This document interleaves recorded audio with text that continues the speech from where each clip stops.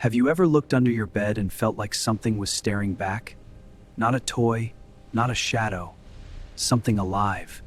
Something waiting. For 13-year-old Kaito, the monster under his bed was real, and the worst part, it wanted to be his friend. Kaito was lonely. At school, nobody talked to him. The popular kids laughed at him. Teachers barely remembered his name. All right, class, let's continue. Every day felt exactly the same until one stormy night. Rain hammered against his bedroom window. Thunder shook the house. Kaito lay awake in bed, unable to sleep. Then he heard it. Scratch. A sound from beneath his bed. His heart skipped a beat.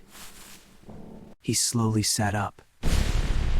The scratchings, silence, then a whisper.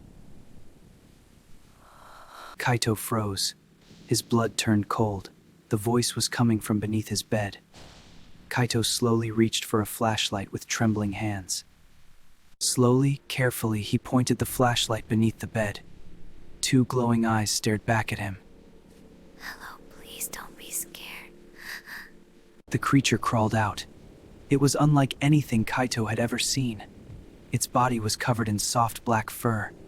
Its arms were impossibly long. Its smile was far too wide, yet somehow it didn't look angry. It looked sad. My name is Moku. I've been waiting for you. Kaito wanted to scream, to run, to call his parents. But something about Moku felt different, lonely, just like him. You can see me. That means we're alike. Over the following nights, Moku visited often.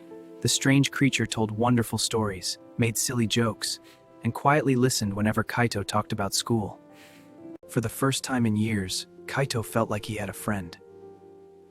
Thing asked him a simple question. If you could change one thing about your life, what would it be? Kaito looked down. I wish people liked me. That can be arranged.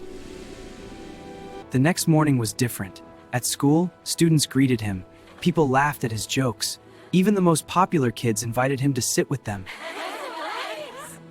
It was everything he'd ever wanted. Kaito couldn't believe it. Moku, are you there?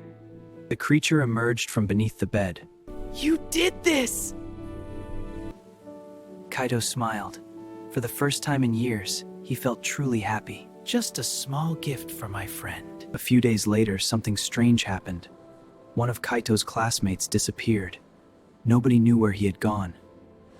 Even the teachers seemed confused. The students acted nervous. But life continued. Day by day, the mystery slowly faded. Soon, even Kaito forgot about it. Then another student vanished, and another. Every disappearance happened shortly after one of Kaito's wishes came true. One night, Kaito finally confronted Moku.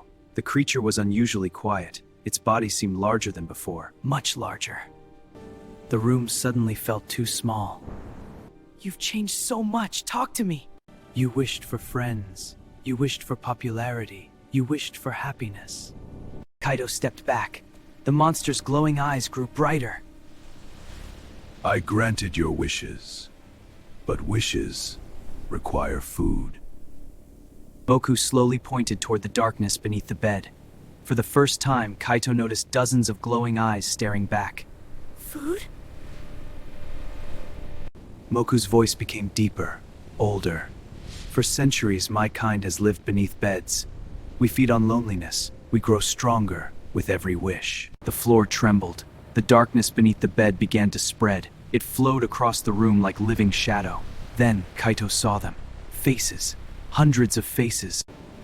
Children, teenagers, adults, all trapped within the darkness.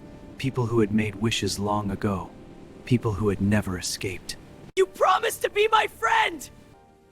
Moku's expression softened. I was your friend. And that is why I gave you everything you wanted.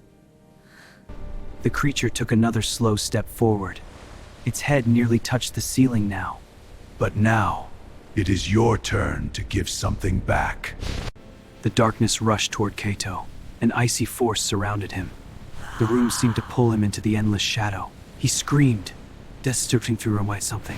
Then Kaito remembered something. Something Moku had once said, a wish only has power if someone wants it. Kaito closed his eyes and spoke. I take it back. I don't want the wishes. I don't want popularity. I don't want any of it. I'd rather be myself. For the first time, Moku hesitated. The mysterious darkness slowly faded. The silent figures disappeared into the light. The room filled with a gentle glow. Everything around them began to change. The creature released one final cry, then quietly faded beneath the bed. By morning, everything was the way it went. Nobody remembered that anything unusual had ever happened. Life quietly returned to normal. Kaito was no longer popular. He was no longer special. But he had learned something. Some gifts are not gifts at all. And some monsters don't live beneath your bed. They live inside your wishes. And even now, on quiet nights, when the house is completely silent, Kaito never looks under his bed. Because sometimes, he still hears scratching. What would you wish for if a monster offered to make it come true?